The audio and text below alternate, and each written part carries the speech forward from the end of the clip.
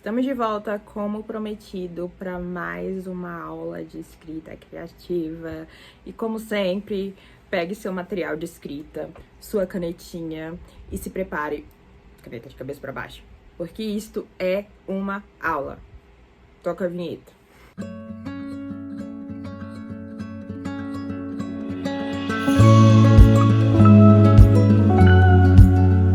Ok, vamos lá pra conversa, porque não tenho nem muito tempo de ficar aqui enrolando. Pra quem não sabe, a gente finalmente conseguiu monetizar o canal, yay! Então, se você tá ouvindo isso no Spotify, dá uma pulada lá no YouTube, assiste alguns vídeos, bora colaborar pra gente continuar produzindo conteúdo, continuar fazendo essas aulas e fazer ainda mais, porque quanto mais eu consigo ter de retorno, mais eu consigo disponibilizar meu tempo pra criar, pra estar perto de vocês. Pra quem tá no YouTube direto, oi, continue aqui assistindo, assista outros vídeos também. Tem vídeo pra tudo quanto é gosto aqui no canal, então aproveitem. E um beijo. Disclaimer importante. A primeira parte dessa aula eu vou falar bastante spoilers de As Crônicas de Cat, que é uma história que eu escrevi no meu blog entre os anos de 2013 e 2017. E eu vou falar os spoilers das mortes das personagens pra gente poder discutir bonitinho. Então, assim, se você ainda não leu As Crônicas de Cat e você quer ler sem spoilers, você pode ir na barrinha aqui do YouTube. E o vídeo ele tá dividido em capítulos. A gente tem a parte 1 com spoilers e a parte 2, que vai ser basicamente um resumo da aula e eu falando as regras gerais sobre matar personagens que eu acredito. Se você estiver no Spotify, não tem como dar esse pulo e não tem como eu te dizer a marcação de tempo exata que vai ser pra você poder pular pra essa segunda parte. Então, se você quiser evitar os spoilers, YouTube. Porém, se você não ligar pra spoilers, se você não tiver a intenção de ler As Crônicas de Cat, ou se você já leu As Crônicas de Cat, fica à vontade. Lembrando que As Crônicas de Cat é uma história de terror, então, se você não tiver a mínima intenção de ler, eu não tenho o mínimo problema com isso, eu não me importo. Mas a gente vai falar aqui sobre morte de personagem. E As Crônicas de Cat é a história que eu mais tive que lidar com morte de personagens e que eu pude experimentar um pouquinho com as minhas crenças sobre mortes de personagens na literatura. Além disso, essa aula de escrita criativa, ela também é comemorativa, porque As Crônicas de Cat completou 10 anos em agosto. Então, eu prometi que eu faria uma aula de escrita criativa temática, me aprofundando um pouquinho nessa segunda parte de As Crônicas de Cat, nesse final de As Crônicas de Cat, como escrever esse final foi pra mim. Então, é uma aula comemorativa. Yay! Se você se interessar pela história, tanto pela aula, tanto você quer ler antes de assistir a aula, o link está na descrição, tanto da aula no Spotify quanto da aula no YouTube. E você pode ler de graça, a gente tem tanto 2 e-books disponíveis, como você pode ler diretamente no blog. É isso. Vamos pra aula. As Crônicas de Cat tem a morte mais devastadora que eu precisei escrever em toda a minha vida. Eu já lidei com mortes de personagens em outras histórias, tanto antes quanto depois das Crônicas de Cat. Mas a última morte que acontece nas Crônicas de Cat, especificamente, foi a morte que mais me devastou. E todos os anos, no aniversário da personagem, eu penso nela e eu fico emotiva por causa da morte dela. E é como se fosse uma pessoa que eu tivesse perdido na minha vida, entendeu? Entre luto por causa da morte dela. Pra quem não leu, a morte que eu estou me referindo é a morte de Sophie Haas, que é uma das primeiras vampiras do exército da Cat e que em diversos momentos da história ela meio que vence a morte, digamos assim. Logo no começo da história da Sophie, ela ia ser sacrificada pra morte, assim como a Cat foi. Pra quem tá confuso porque não conhece a história das Crônicas de Cat, eu fiz um vídeo no mês passado explicando tudo sobre a história e eu vou colocar o link na descrição também, se vocês quiserem assistir. Mas As Crônicas de Cat é uma história de vampiros e uma das formas de transformar vampiros é através do sacrifício. E a Cat foi transformada dessa forma e a Sophie ela ia passar pelo mesmo processo, só que ela não poderia ser sacrificada porque ela era considerada um sacrifício impuro porque ela era fruto de um incesto. E quando a Cat descobre isso, ela percebe que tem na Sophie uma possibilidade de uma vampira muito poderosa, porque ela tem essa incapacidade de ser sacrificada. Mesmo quando ela era mortal, a morte ela não tinha esse controle sobre a morte dela. Entendeu? A morte com I maiúsculo, a morte enquanto entidade dentro da história. Então, quando ela é transformada em vampira, a Sophie ela tem esse poder a mais, porque ela tem um corpo fechado por ser incesto. E a morte, com M maiúsculo, não pode tocar ela. Ela pode morrer, ela pode passar por todo esse processo de morte, de deixar de existir, mas ela não pode ser tocada pela morte com M maiúsculo. A morte dela depende simplesmente dela mesma.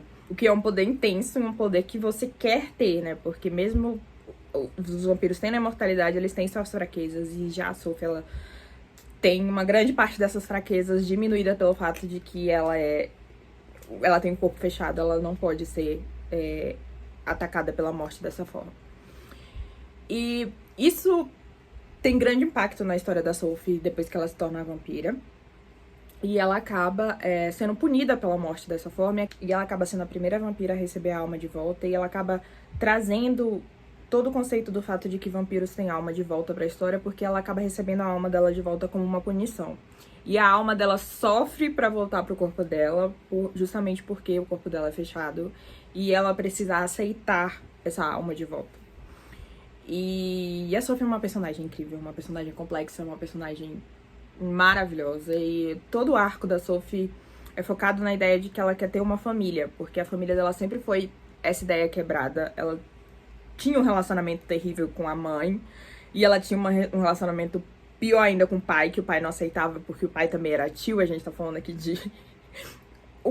Era um fruto de incesto, e o pai dela não aceitava como pai, e depois que a mãe dela morre, ela acaba sendo adotada pelo tio e pela tia, que o tio também é o pai, e tem todo esse processo. E quando a Sophie não pôde ser sacrificada, a irmã dela foi sacrificada e acabou se tornando vampira e sumiu. Então, quando a Sophie se torna vampira, também ela tem esse foco de encontrar a irmã dela e de passar por todo esse processo. E ela odeia vampiros por causa do que a irmã dela se tornou, mas ela encontra na Cat uma forma de restaurar esse relacionamento dela com vampiros. E o arco da Sophie, ele é formado nessa ideia de família. E um dos pontos principais é no final da primeira parte, no final da primeira fase, quando as vampiras viajam pra Nova Orleans e a Sophie acaba se tornando uma espécie de líder dentro daquele lugar, porque ela tem a aparência de ser a mais velha ali. Então ela foi transformada com 18 anos e as outras meninas foram transformadas mais novas. Então mesmo a Cat e a Ellie sendo mais velhas que ela, a Sophie, ela tem a aparência de ser a mais velha. E quando ela chega nesse novo mundo, no final dos anos 90, com as vampiras pra Nova Orleans, ela acaba tomando esse papel de liderança e ela se apaixona por Nova Orleans e ela se torna uma líder em Nova Orleans. E a saída delas de Nova Orleans, no final, é bem traumático e é bem pesado pra Sophie. E ela encontrou o amor da vida dela naquela cidade e na família que ela conseguiu mostrar o mundo que ela tinha dentro de Nova Orleans. E esse foi o ponto alto da vida da Sophie, o ponto em que ela esteve mais feliz, o ponto que ela esteve mais satisfeita. Só que tudo foi completamente destruído. E não só isso, mas a saída dela de lá fez com que ela fosse odiada pela cidade, porque como ela se tornou conhecida dentro da cidade, eles acabaram odiando ela quando eles acharam que ela tinha matado um monte de gente, porque era a única forma que eles tinham de realmente ir embora dali. E a Sophie, ela acaba com essa ideia do final feliz e dos finais que ela tá presenciando e de todas essas coisas que ela já viveu. E ela acaba percebendo que só existe um final pra ela, principalmente depois da morte da Charlotte. E principalmente com o fato de que, mesmo depois da batalha contra o inferno, a morte ainda tá ameaçando uma delas. E a Sophie precisa fazer algo pra impedir isso de acontecer, porque ela é a única que pode realmente vencer a morte, mesmo que isso quebre um dos princípios principais que elas estão vivendo, que é o destino, também com D maiúsculo, e essa ideia de que o destino ele é inevitável e que existem as profecias, existem as histórias, assim, você pode mudar as suas escolhas, mas você não pode mudar o destino com D maiúsculo. E ninguém nunca mudou o destino na história do universo, e o destino, com D maiúsculo, diz que a próxima a morrer não é a Sophie, é a Kaylee, e a Kaylee vai ser a última a morrer. E tem todo esse processo, e aí a Sophie, que é a única que pode vencer a morte, pra salvar a vida da Kaylee, que vai ser perseguida pela morte, ela opta por morrer. E esse é o final da Sophie. E dentro da história, uma conversa que as meninas têm é justamente o fato de que ao escolher morrer, a Sophie se tornou a criatura mais poderosa do mundo, porque ela foi a primeira a quebrar os desígnios do destino. O destino, com D maiúsculo, traçou a história do universo desde o princípio, desde o Big Bang. E desde antes do Big Bang, quando ele não tinha nada. E a Sophie, com a escolha dela de morrer quando não era a hora dela de morrer, quando o destino não tinha dito que ela ia morrer, ela escolheu, ela quebrou o destino, ela deu um final feliz pra família dela.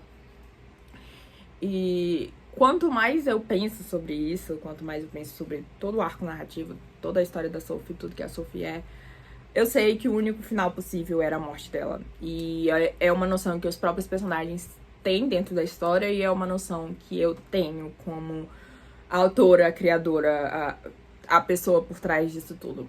E depois da morte da Charlotte e do fato de que a guerra acabou e agora cada uma vai procurar seu propósito, o propósito da Sophie ele fica meio vazio.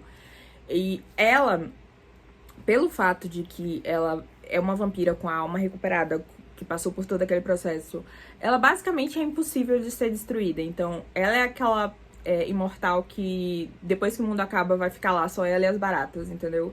A menos que ela faça a escolha de morrer. E é uma escolha muito difícil e que eu acho que um dos propósitos que eu penso como história de terror é você escrever sobre coisas que você tem medo e coisas que seria assustador de vivenciar e de passar. E eu acho que, assim, a ideia de você viver pra sempre e não, nada te destruir, e a única coisa que você pode é você escolher quando você vai morrer, quando você já viveu o suficiente, quando você já viu o suficiente, é assustadora pra cacete. Porque a gente vive nessa ideia do finito, de que tudo é finito, de que tudo acaba um dia. O sofrimento acaba um dia, a felicidade acaba um dia, mas o sofrimento também acaba um dia. E que a gente vai acabar um dia. Então tudo que a gente vive precisa ser aproveitado ao máximo, porque é finito. E a gente já viu várias histórias de que se você vive pra sempre em um mundo perfeito, você acaba entediado, e de que se você vive pra sempre em um mundo imperfeito, você acaba destruído internamente por todas as coisas que você já viu. E a própria ideia do que é demais, o que vai passar dos limites, qual é o momento que você vai poder simplesmente escolher que acabou, é assustador. E a ideia de que você tá preso em um looping eterno também é assustador. E é uma ideia que sempre me assustou um pouco. Quando eu era pré-adolescente, a gente começa a ter aqueles pensamentos de morte, como se fosse a Barbie no filme da Barbie. É justamente isso. Eu tenho medo do que vem depois, mas eu tenho medo da ideia do viver pra sempre, da eternidade também. E dessa eternidade feliz e vazia. Eu acho que é uma ideia que a Greta Gerwig transmitiu muito bem em Barbie.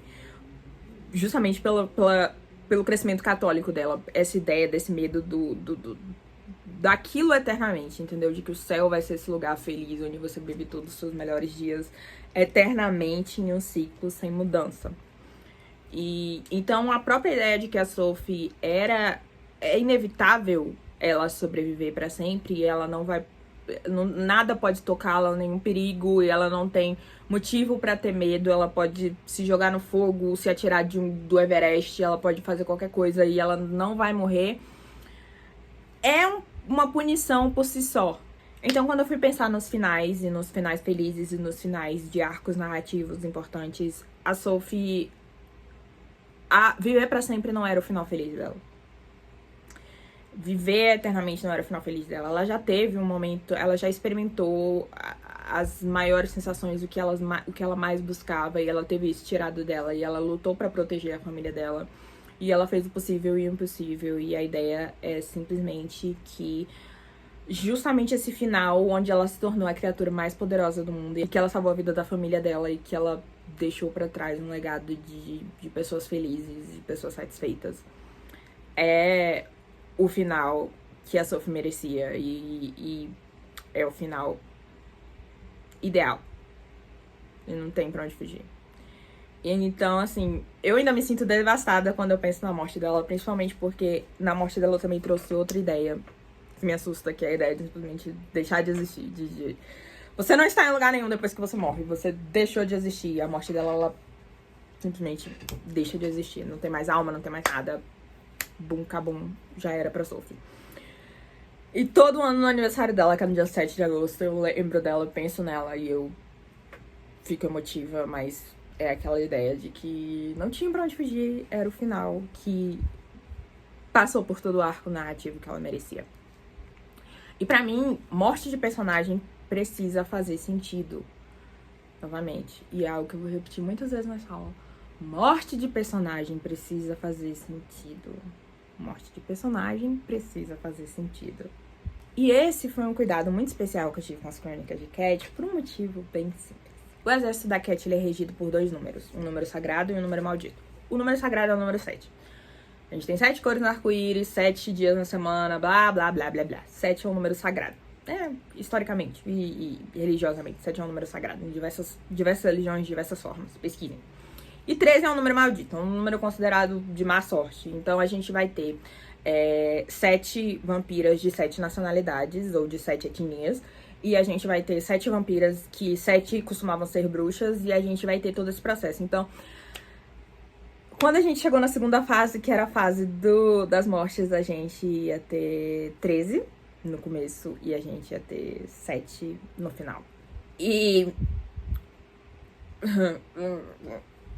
a minha ideia, a minha crítica que eu já fiz pra várias sagas de fantasia é justamente que existe a morte por cota. Eu preciso matar X personagens em determinado espaço de tempo. E todo final de saga de fantasia precisa ter uma morte devastadora, uma morte que vai te fazer sofrer, uma morte que vai te fazer chorar. Pega os principais personagens e escolha se eu vou matar, esse não, esse não, esse não. E eu odeio isso. Mas como é que eu poderia não fazer a morte por cota se eu queria matar 6 personagens? Como que eu faria esse pequeno conceito de não ter a morte por cota? Não é mesmo? Então eu tinha que pensar nas mortes dos personagens de forma que fizesse bastante sentido pros arcos narrativos dela e de forma que também me satisfizesse. Por quê? Eu peguei vários tropos e várias ideias que eu odeio e taquei fora. E fiz da forma como eu queria pra poder dizer assim, eu fiz desse formato porque, viu, é possível fazer desse formato. Então, assim, um dos principais livros que me influenciou e que me causou esse ódio e que me influenciou lá na hora de escrever as mortes das 6 personagens. E muita morte, gente. E aí eu peguei vários tropes e subverti, de certa forma. Um livro que me causou essa revolta e que influenciou algumas mortes foi Convergente, da Veronica Roth, que é o último livro da saga Divergente. Onde, pra quem não lembra, spoilers de Convergente, pra quem não leu a saga Divergente, a personagem principal morre no final. Só que a morte dela não faz o mínimo sentido pra história. Ela morre depois de já tá tudo resolvido e ela morre basicamente só pra causar um efeito de choque no final da história. Pelo menos é dessa forma que eu sinto. Se você tiver uma opinião divergente.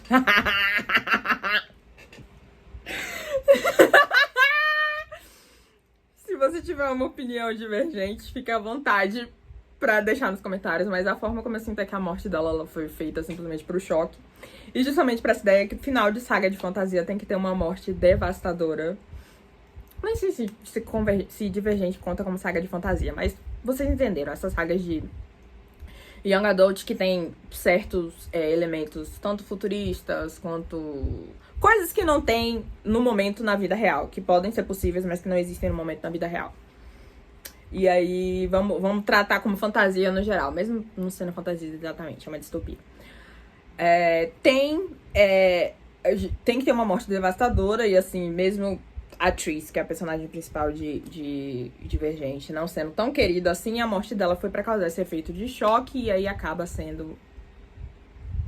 É um pouco forçada, entendeu? Eu vi muita gente falando que chorou no final. Eu terminei de ler esse livro às 2 da manhã e eu fiquei tipo... Que? Tem outro aspecto que me irrita, que é o fato de que... Durante os 2 primeiros livros, a atriz é a única narradora. E no último livro, ela acaba dividindo a narração com o Tobias também. E quando ela morre, a morte dela não é contada do ponto de vista dela, é contada do ponto de vista do Tobias, e acaba com a sensação de que a divisão da narração foi simplesmente porque ela ia morrer no final. Então acaba sendo uma dica meio óbvia de que a personagem não ia ficar até o final porque alguém precisava terminar de contar a história. E aí acaba tendo uma quebra muito específica. Então, Amy Totentans, que é o conto que eu narro sobre o sacrifício da Cat quando ela foi sacrificada pra se tornar vampira, ela narra a própria morte e a própria transformação. E se você pegar a linha do tempo de quando eu li Convergente pra quando eu escrevi isso, você vai ver que foram muito próximos. E foi só no ódio de ter visto justamente essa perspectiva de uma escritora que usa justamente a mudança de ponto de vista pra narrar uma morte. Quando você pode simplesmente botar o personagem pra narrar sua própria morte. Porque a gente não sabe o que acontece quando a gente morre e a gente tá criando o universo, a gente pode botar o que quiser, entendeu? Mágica. Literatura é mágica. Mas voltando às mortes dentro da linha do tempo das Crônicas de Cat, além dos contos extras. Outros tropes que eu quis destruir, que foram tropes que me irritam um pouco em histórias, em livros de fantasia, livros de Young Adult, um gêmeo morrer e o outro sobreviver. Em As Crônicas de Cat eu matei as duas. A primeira mãe é a Miranda. E a gente tem o luto da Valentina por um tempo. As gêmeas são a Miranda e a Valentina. E a morte da Miranda, ela é muito significativa também. Outra perspectiva que impactou diretamente a mídia que eu tava consumindo no momento, as mortes em cultura pop que eu estava presenciando no momento, a partir de séries de TV, de filmes, de tropes e de discussões que eu estava vendo pela primeira vez, até porque essa segunda parte eu escrevi nos meus 2 primeiros anos de faculdade e acabam sendo questões que a gente acaba vendo pela primeira vez. Eu tomei um cuidado especial em não matar os personagens que faziam parte de minorias específicas. Nenhum personagem que era explicitamente queer, que fazia parte do espectro LGBT, acabou morrendo. Na verdade, a gente morreu, ressuscitou, morreu, virou Cavaleiro da Morte, a gente teve essas coisas, mas eu não quis nenhum personagem. Então, assim, se você acabar lendo a história, você vai entender, mas eu não matei nenhum personagem que fazia parte dessas minorias. E as personagens que eram não brancas também, eu acabei fazendo o melhor possível pra permitir que elas sobrevivessem. Então, na hora de escrever isso, impactou, eu não vou mentir. Então, fez parte ali durante o propósito. Mas o meu foco principal foi que todas as mortes fizessem sentido. Então, a gente teve a Miranda e a Valentina, que morreram dessa forma que eu descrevi. A gente teve a Louise, que também morreu durante a batalha final. E ela morreu deixando um legado pra meia-irmã dela, que deixou os poderes dela pra meia-irmã dela, que era a Juliana, que também fazia parte do exército. E que acabou recebendo os poderes dela e o legado dela em Nova Orleans. Então, ela morreu deixando esse propósito. E a gente teve a morte da Charlotte, que é a irmã da Sophie. A morte da Charlotte também tem um aspecto interessante, um aspecto que eu gosto muito, porque, como vocês sabem, ela foi sacrificada no lugar da Sophie. Então, a morte dela, ela tinha hora marcada, precisava acontecer em determinada lua, precisava acontecer de determinada forma. Então, quando ela foi sacrificada pra poder e se tornou vampira, ela foi sacrificada em determinado momento. Então, ela tinha uma morte declarada. Ela tinha, tipo, a morte dela já tinha hora marcada. E quando ela morre novamente, que ela morre de vez, depois quando ela já é vampira durante a batalha, a morte dela também é a única que tem um relógio estabelecido. Então, quando a morte dela acontece, elas estão lutando contra o tempo pra poder realmente impedir que ela morra, porque durante todo o processo, mesmo sabendo que o destino, com D maiúsculo, ele é imbatível, as meninas, elas fazem o impossível e o impossível pra vencer o destino, e só conseguem no final, com a morte da Sophie. Finalmente a gente tem a Naomi, que é a última, não é a última na ordem cronológica, a última na ordem cronológica é a Sophie, antes dela, Valentina e Louise, mas a Naomi é uma personagem complicada, porque ela também diz respeito a um trope que eu tento trabalhar dentro da história, e ela não morre exatamente. Não se sabe o que acontece com a Naomi. Durante a batalha, as vampiras, elas são ligadas de forma que se qualquer coisa que acontece com uma delas atinge a outra, para que elas saibam que as outras estão seguras. E essa ligação é o que vai proteger elas quando elas forem ao inferno. E a Naomi, ela se sente presa, realmente, por essa ligação. Porque meio que clica na cabeça dela a situação de que ela não gostaria de estar ali. A Naomi, ela é prima da Cat, prima sanguínea, antes de morrer. Ela é filha da prima da Cat, na verdade. E a Naomi, ela acaba perdida. E, assim, uma coisa sobre a Cat é que, como ela não teve escolha, ela foi criada pra ser sacrificada. Quando ela tem as vampiras, mesmo que ela use de manipulação, ela quer que as vampiras escolham se tornar vampiras. E, em diversos momentos, isso não é possível. Mas sempre que a Cat acaba se envolvendo na transformação de certo nível, ela quer que as vampiras tomem essa decisão de se tornar vampiras. E a Naomi, ela não tem essa opção. E ela é roubada dessa opção justamente por ela ser ligada à Cat. E durante a guerra, a Naomi, ela acaba descobrindo que tem muita coisa sobre a família dela, que é a família dela, é a família da Cat, mas é a família dela. E ela, tecnicamente, porque a Cat era morta-viva àquela altura do campeonato, ela é a última bruxa Petri sobrevivente, ela descobre que a Cat escondeu muita coisa dela. Então, durante a história, a Naomi, ela consegue contato com um ramo da família que se desligou, que tá do outro lado e que é associado a ela só bem distantemente, e acaba conseguindo fazer essa desconexão. Só que, tecnicamente, essa desconexão destruiria a alma dela. E a ideia é que destruiria a alma dela, mas o corpo dela continuaria a existir. Só que a Naomi, ela desaparece. Quando essa desconexão é quebrada, ela some. E a Naomi, ela não é encontrada no final realmente aberto. E cabe a você decidir se ela morreu ou ela não morreu. Essas são as mortes das vampiras, dos personagens principais lá dentro. Mas tem outro aspecto que eu gosto de trazer sobre os finais. Que não são necessariamente das 13, mas é justamente da bruxa barra vidente, que previu que tudo ia acontecer. A Perséfone. A Perséfone, ela não morre, mas ela tem uma profecia desde que ela era bebê, desde que ela nasceu, que ela ia perder a cabeça dela quando a lua retornasse. O que quer dizer quando a lua retornasse? Quando você completa 19 anos, a lua é a mesma lua do dia que você nasceu. Essa aqui é a lua do dia que eu nasci, e quando eu completei 19 anos, a lua era essa aqui mesmo. E eu fiz essa tatuagem com 19 anos. E é justamente isso. Quando a lua retornar, quando ela completar 19 anos, ela vai perder a cabeça, ela vai se desconectar, ela vai esquecer quem ela é. E a ideia é justamente que o fato dela, como uma bruxa, como um ser mortal, ter ido ao inferno, esse foi o castigo dela, porque ela precisou ir ao inferno. E ela precisou ir ao inferno por fazer parte da profecia, e ela acabou, com isso, perdendo a si mesma. E é justamente essa ideia de que alguns destinos são piores que a morte. Porque eu sinto que dentro das narrativas de terror, esse é um impacto muito forte, de que a morte não é necessariamente o pior destino que você vai ter. A morte, muitas vezes, ela é liberação, ela é redenção, ela é segurança. E existem outros destinos, outros tipos de tortura, outros tipos de castigo que são piores que a morte. A morte, ela pode ser uma redenção, ela pode ser uma salvação, ela pode ser um ato heróico.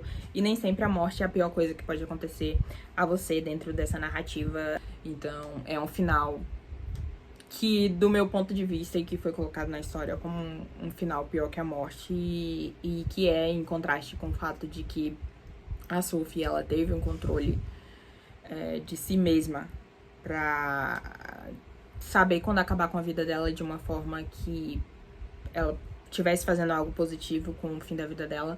E a Perséfone, ela não tem nem essa capacidade, principalmente porque a Perséfone, por ser uma vidente, ela se sente muito presa ao destino e a ideia de que o destino, ele é imutável.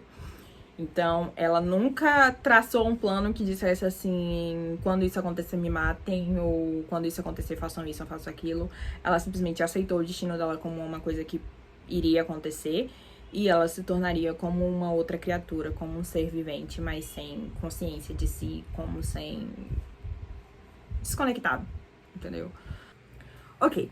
Nessa primeira parte eu falei sobre as mortes em As Crônicas de Cat, como eu escrevi elas, e as tropes que eu subverti, e por que eu escrevi da forma como eu escrevi, e todos esses aspectos muito específicos de As Crônicas de Cat. Agora eu quero falar sobre mortes de personagem no geral, e qual eu acho que seja a forma mais efetiva de matar o seu personagem. Não precisa digitar 190 no seu celular e ficar só esperando eu falar alguma coisa, que eu não vou ensinar ninguém a matar ninguém aqui, não. Eu vou falar sobre mortes de personagens especificamente. A primeira coisa... e eu não sei mais quantas vezes eu vou precisar repetir isso, mas eu vou continuar repetindo. Finais precisam ter sentido, então mortes precisam fazer sentido dentro da história. Não precisa necessariamente ser algo que o seu leitor vê vindo, entendeu? Não precisa ser algo que ele vai entender em cada ponto, mas eles precisam fazer sentido, mesmo que esse sentido seja dado depois da morte. Eu odeio essa ideia de morte por cota, que toda a história precisa ter que toda a história fantástica, principalmente, precisa ter um personagem que morre no final pra poder causar tristeza e causar choque. E eu odeio essa ideia de matar simplesmente pra causar choque e surpreender seu leitor. Na vida, isso é bem verdade, a gente sabe que as pessoas morrem aleatoriamente o tempo inteiro. E que 90% das mortes talvez mais, não fazem sentido e que pra morrer basta estar vivo. E muitas vezes na literatura a gente vai usar desse formato de que as mortes elas acontecem surpreendentemente e que a pessoa tá no melhor momento da vida dela, tá vivendo os maiores sonhos, tá aproveitando aquilo ali, tem muita coisa pra viver ainda e acaba morrendo. Isso acontece na vida real e isso muitas vezes é replicado na literatura. Só que na vida real, ficam pessoas pra trás e essas pessoas elas vão viver o luto e elas vão manter a memória dessa pessoa viva de diversas formas. E mesmo as pessoas mais odiadas do mundo, quando morrem, deixam memórias pra trás e deixam impactos pra trás. E são nessas memórias que muitas vezes a gente vai trazer o sentido pra uma morte dentro da história. Eu sou uma pessoa que, lendo morte de personagem, que é pra ser triste, muitas vezes no capítulo da morte eu não choro, mas no capítulo do velório já era pra mim, entendeu? Eu tô acabada e destruída. Eu tenho essa ideia da morte como sendo mais pesada pra quem fica do que pra quem vai. Até porque depois que você morreu, entendeu? E pra quem fica é mais doloroso. E uma coisa que eu vejo as pessoas no começo do luto falarem muito é de... eu não quero transformar a morte da pessoa em algo sobre mim. Mas depois que a pessoa morre e você é uma pessoa que amou essa pessoa em vida, é sobre você. É sobre o seu sofrimento, é sobre a sua dor. E eu acho extremamente importante trazer isso pra literatura também, quando a gente vai falar de mortes surpreendentes e de mortes chocantes. Porque a morte chocante, surpreendente, súbita, ela não é pra chocar seu leitor simplesmente sem essa responsabilidade do que fica pra trás, do que é impactado pra trás. Porque mesmo um personagem aleatório, mesmo um personagem que nenhum dos seus personagens principais conhecia, ele precisa ser movido de alguma forma pela morte, pra essa morte precisar existir na sua história, entendeu? Pra ela não ser simplesmente uma reviravolta, um ponto de choque por ser ponto de choque. E na primeira parte eu falei sobre o livro Convergente, o fim da saga Divergente. E nessa segunda parte, como teve gente que não assistiu a primeira, eu não vou dar o spoiler do final. Mas uma coisa que eu acho sobre a morte no final de Convergente é que não teve espaço suficiente para que a morte fizesse sentido. Entendeu? A gente vai ter a morte e aí um capítulo depois que simplesmente não traz sentido para essa morte. Então a morte... ela fica vazia e sem sentido dentro da história e ela acaba sendo simplesmente uma reviravolta no final, um ponto de choque que é ruim porque não faz sentido. Então é essa parte mais importante, essa parte principal, que toda morte que você escrever, ela faça sentido, mesmo que esse sentido ele seja adicionado depois da morte. Mesmo que seja uma reviravolta no final que vai impactar a vida dos personagens de algumas formas. Um escritor... e um escritor extremamente problemático, mas um escritor que eu sinto que no começo, nas primeiras histórias dele, ele tinha a mão pra fazer mortes que, mesmo pesadas e mesmo que tivesse ali, principalmente pelo efeito de choque, elas traziam sentido pros personagens que sobreviviam, é o Nicholas Sparks. No começo, ele tinha essa mão pra escrever os personagens dessa forma, mas acabou virando uma coisa pela qual ele é tão conhecido, uma fórmula pela qual ele é tão conhecido, que no final... ele acabou revertendo pro outro lado e escrevendo mortes de personagens que não fazem sentido e que simplesmente estão lá pra cumprir cota porque ele precisa matar alguém, afinal é um livro do Nicholas Sparks. Então, a morte ela precisa fazer sentido dentro da história, ela precisa fazer sentido pros personagens que estão ali. Muitas vezes a gente tem mortes de personagens que são inevitáveis. Por exemplo, vamos pensar nas Crônicas de Gelo e Fogo, Game of Thrones. Uma morte que ela é inevitável é a morte do Robert, do rei Robert. Porque se ele não morrer, a gente não vai ter a Guerra dos Tronos. Porque quando a história começa, ela é no pós-guerra, pós a guerra que o Robert venceu para se tornar rei. E para começar uma guerra de sucessão ali, o rei precisa morrer. Então, é uma morte inevitável. E muitas vezes a gente começa uma história com já mortes inevitáveis, porque você precisa daquela morte ali pra poder engatar o resto da história. Então, nem chega a ser um spoiler, gente. Porque se vocês sabem que teve uma guerra de sucessão, uma guerra dos tronos, você sabe que o Robert vai morrer, né? Então, tô falando simplesmente da morte do Robert, especificamente. E muitas histórias acabam tendo essas mortes inevitáveis. A gente também vai ter a morte que aconteceu antes da história começar. Todo mundo já viu os memes da montagem da esposa, que quando a gente vai assistir um filme, que a esposa do cara, a esposa do herói da história morreu, e aí ele fica tendo flashbacks da esposa, e é aquele vídeo da esposa feliz. E ele fica tendo flashbacks da esposa, ou então assistindo vídeos antigos da esposa, e é aqueles vídeos caseiros da esposa feliz, da esposa assando um bolo, da esposa rindo pra ele, etc. E são mortes que acontecem antes que a história comece, e que impactam a história e que movem e que movem o arco do personagem, que engatilham o arco do personagem. A gente também vai ter as mortes no final, que quando a gente vai escrever uma história que siga a jornada do herói muito afinco, que tenha batalhas, e aí vai ter a batalha final, que muitas vezes vai ter uma morte ou outra.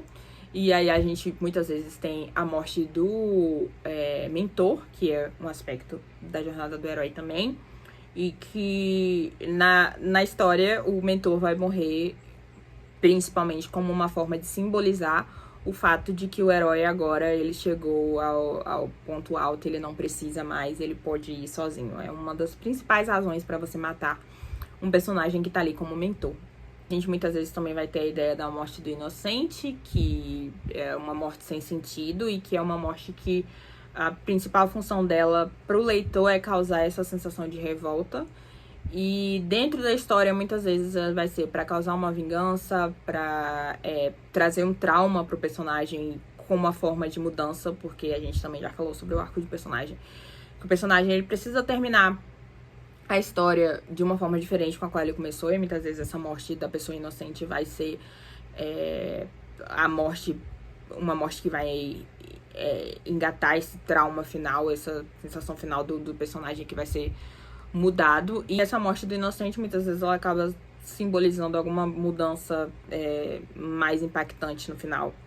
E é um trope literário que muitas vezes chega a ser triste, assim, quando a gente para pra pensar na vida real. Porque muitas vezes, quando a gente vai pegar essa morte do inocente, a gente vai ter mudanças sistemáticas que vão ser causadas por essa pessoa inocente que foi morta, muitas vezes por essa criatura mágica inocente que foi morta, e justamente porque os personagens eles vão se mover de forma a fazer alguma coisa. E é algo quase esperançoso que a gente vê na literatura, né? A ideia de que uma morte inocente vai causar uma revolução e um impacto muito grande e de mudanças de sociedade. Porque quantas vezes a gente ouve a história de crianças que foram baleadas na escola, baleadas por policiais, baleadas brincando na rua, dentro de casa, e nada acontece. Então, é um trope de morte na literatura e na mídia como geral. A ideia da morte do inocente que vai causar esse impacto é extremamente esperançoso. E é extremamente uma ideia que pode, dentro da história, trazer esse impacto. A gente também tem a morte da alma gêmea, que normalmente dentro da história ela vem pra simbolizar, pra te lembrar que nada dura pra sempre, que você tem que aproveitar o que você tem hoje e que muitas vezes o principal momento da sua vida vai durar só alguns meses, alguns anos, e ela pode acontecer no final, ela pode acontecer no início, ela pode acontecer em determinados momentos, mas a gente tem a morte da alma gêmea que acaba impactando a história de uma forma ou de outra, e que a principal razão por trás dela normalmente é essa, de trazer esse impacto.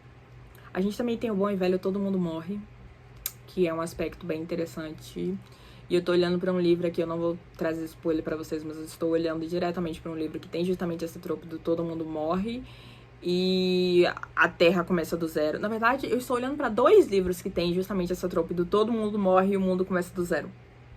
Todos os personagens que você conhece morrem e o mundo começa do zero, tipo, de as pontas crescerem de novo, dos animais poderem circular e de eventualmente a gente ter vida inteligente de novo, mas todo mundo morre no final. E é um trope interessante e é uma história que em um livro faz sentido, no outro livro que eu tô olhando foi um final que eu odiei, foi um final que foi terrível.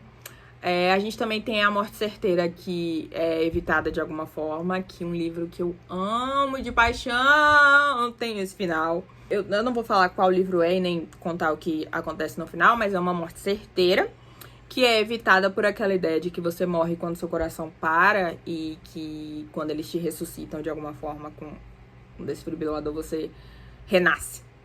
Então, você morre, você morreu, era uma morte certeira, uma morte inevitável, você morreu, mas você foi trazido de volta à vida, então você ressuscitou. E então é uma tropa interessante. E a gente tem também a morte certeira, que realmente não é evitável e que o personagem realmente morre.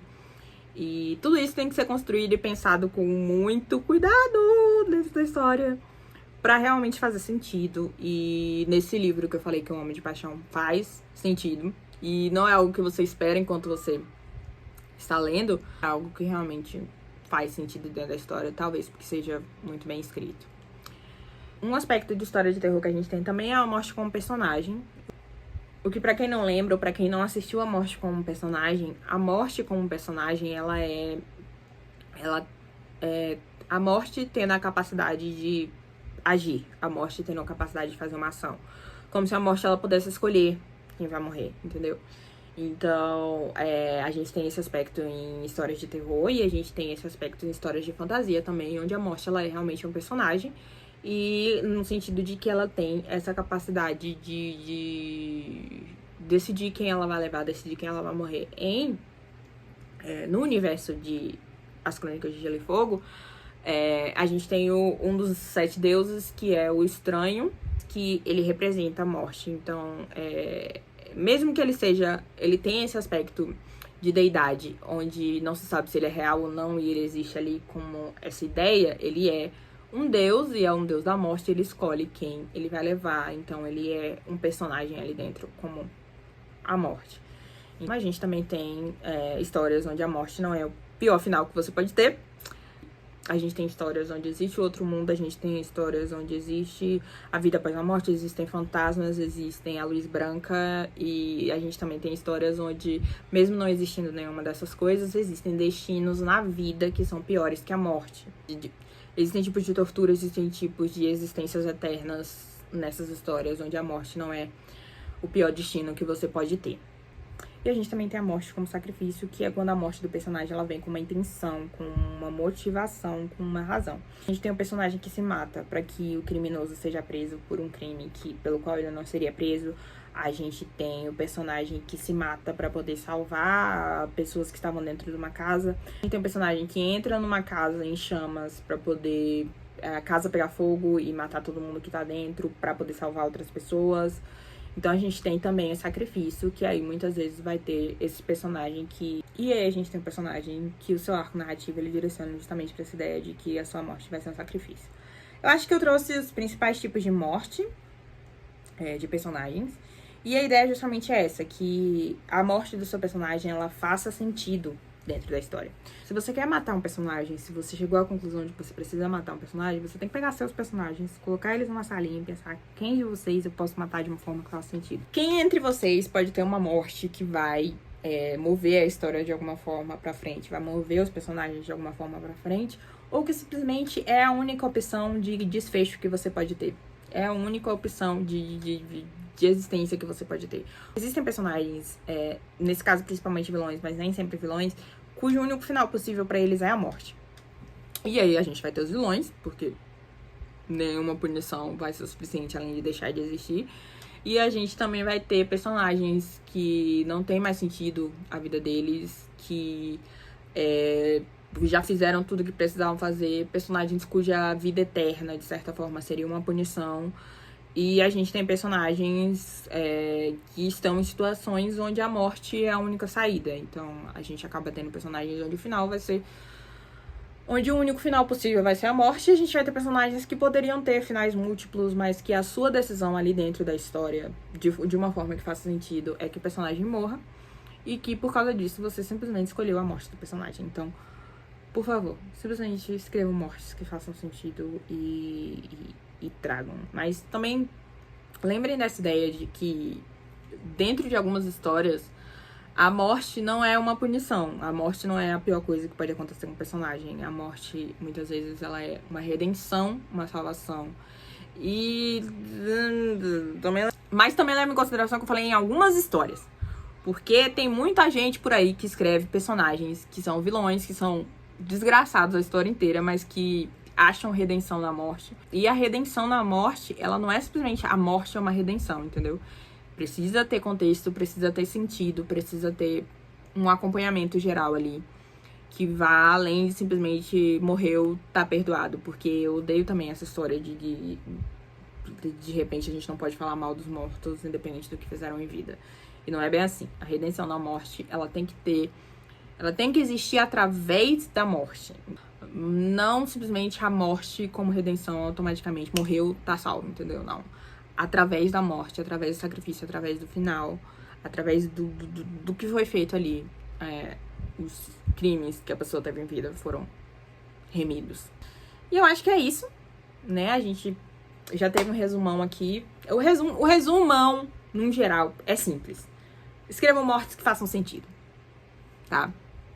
Peguem seu personagem, olhe que tipo de morte ele pode ter e que tipo de morte pode ser. Se você for escrever uma morte súbita, dê sentido a ela na continuação da história. Não adianta você simplesmente matou, acabou, entendeu? Então, dê sentido a ela no final da história. E escreva de uma forma que realmente conduza a algum lugar, que as pessoas sintam o que você tá querendo dizer através daquela morte. Porque, como eu falei, a morte na vida nem sempre faz sentido, nem sempre você vai encontrar um propósito, nem sempre você vai ter uma conclusão, um fechamento ali. Mas o que as pessoas que ficaram pra trás estão sentindo e de que forma isso vai impactar a história que você está contando. Porque histórias, elas têm começo, meio e fim, no sentido de que elas precisam fazer sentido, entendeu? Não, a vida nem sempre faz sentido, mas o não fazer sentido é um sentido. É uma lógica, é uma regra da vida. Então, quais são as regras que você tá colocando na sua história? Quais são as regras que você tá trazendo ali pro mundo? É isso. Se vocês tiverem qualquer dúvida, vocês podem deixar nos comentários do vídeo do YouTube. Eu espero que eu tenha trazido algo que fez sentido pra vocês, porque realmente isso foi bastante caótico. Vejo vocês em breve. Até mais e um beijão.